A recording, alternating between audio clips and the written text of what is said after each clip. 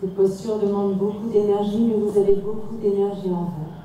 Vêtus de blanc dans le bois de la Cambre, ils sont environ 3500 à participer à cette deuxième Brussels Yoga Day, une session gratuite d'1 heure pour oublier le stress, se concentrer sur certaines postures, s'adonner à des exercices de respiration et de relaxation. On est plus en harmonie avec soi-même. Et du coup, tout ce qui est extérieur qui peut nous paraître parfois blessant, on prend la distance par rapport à ça. Donc on ressent vraiment une harmonie, un bien-être.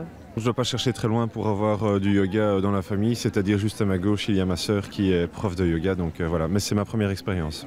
Voilà, j'ai résisté jusqu'ici, mais j'ai vraiment eu tort. J'ai commencé à pratiquer quand j'avais 5-6 ans avec ma grand-mère. Donc au début, c'était plutôt un côté ludique. Et puis en évoluant, il y a bien sûr les bienfaits physiques, les bienfaits mentaux, sur le stress. Mais pas toujours évident de se relaxer dans un espace public entouré de photographes et de caméramens. J'ai réussi à vivre quelques moments intérieurs malgré la foule. Et j'ai bien aimé être en dessous d'un arbre un peu plus au calme qu'au milieu du centre. Le seul bémol, c'était peut-être du coup les photographes sur les côtés, mais j'ai bien aimé.